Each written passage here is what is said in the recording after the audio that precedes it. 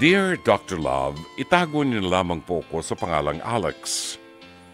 Ako po ay 36 anyos mula po sa Binangonan, Rizal. Mayroon po akong asawa. Kasal po kami at mayroong isang anak na lalaki. Dr. Love, sobrang nahihirapan na po kasi ako. Sa dinami-dami ng problema, hindi ko po maintindihan bakit ito po ang natapat sa akin. Medyo sensitibo po ang problemang ilalapit ko sa inyo, pero sana po mabigyan daan ninyo at mapayuhan ako. Alam ko pong meron din pong iba na dinadanas ang problema ko, nahihiya lamang ako at hindi malaman kung sino ang pwedeng makausap. Ang problema ko po ay mismong ang asawa ko. Dr. Love, 7 years na po kaming magkasama at parang napapaisip ako sa gabi na hindi ko na kayang makasama pa siya. Sobrang hirap na ako sa sitwasyon namin at bukod tanging pumipigil sa akin ang pagmamahal ko sa kanya at natatakot ako na baka walang ibang makaintindi sa kanya. Kung titingnan, mukhang masaya at maayos po ang aming pamilya, pero ang totoo po, meron po kaming isang itinatagong nakakahiyang problema. Ang asawa ko po kasi, palagay ko, ay nakakaranas ng compulsive sexual behavior.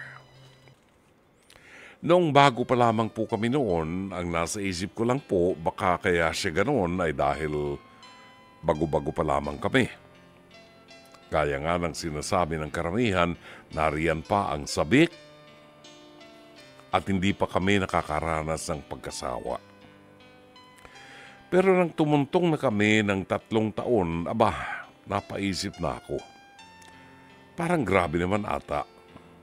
Pinakamababa na ata ang 3 beses sa isang araw na pagme-make love namin. Nag-think positive na lang ako at inisip ko patunay lang na hindi nagsasawa sa akin ang asawa ko at walang balak na lukuhin ako. Pero nung nag-3 taon na kami at medyo na-affectuhan na ako sa trabaho ko, medyo napapaisip na ako na baka may mali. Imagine, Dr. Love, bago ko pumasok sa trabaho, gusto niya mayroon muna kaming loving-loving. Pagdating naman ng lunch, pilit niya akong pinauuwi at sa bahay na lang daw ako kumain. Yung pala, para mag-loving-loving na naman. Ganon din po sa gabi.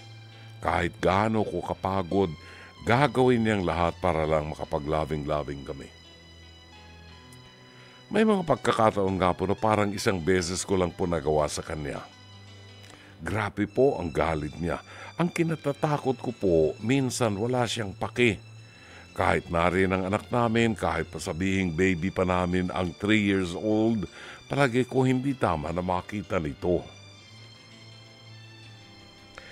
Dr. Love, pagod na ako. Physically and mentally. Physically kasi medyo nagkakaedad na. Hindi ko na kaya ang sagad na pagod sa trabaho at sagad na pagod sa kanya. Lalo pa, Dr. Love, mahilig siya mag-perform ng mga bagay na bago. Sobrang napapagod ako. Hindi naman ako baka hindi. Kasi natatakot ako na baka hanapin niya sa iba, Dr. Love. Pagod na po ako talaga.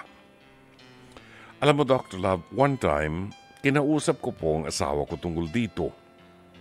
Una tungkol sa ayokong gagawin niya yun sa akin nang nariyan sa paligid ang anak namin. Pangalawa, nakiusap ako sa kanya na baka pwede naming bawasan. Ang ending, Dr. Love, matinding away. Kung ano-ano na pong sinabi niya sa akin, kesyo, tanggalin ko na ang lahat, internet, allowance, budget, etc. Wag lang daw po yun. Umiyak po siya.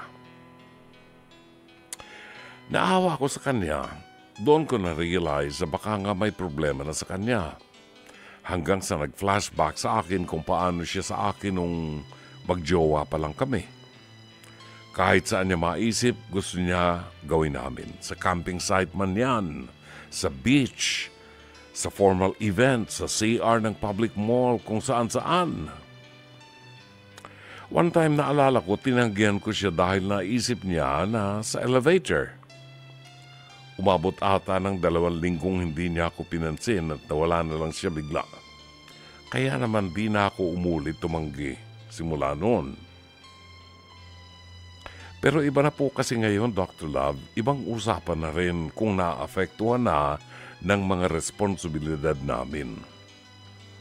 Inaya ko po siyang magpa-check up, pero ang pinipilit niya po sa akin ay walang mali sa kanya at sadyang tumatanda na raw po ako, kaya naman huwag ko raw siyang sisihin kung humanap siya ng iba.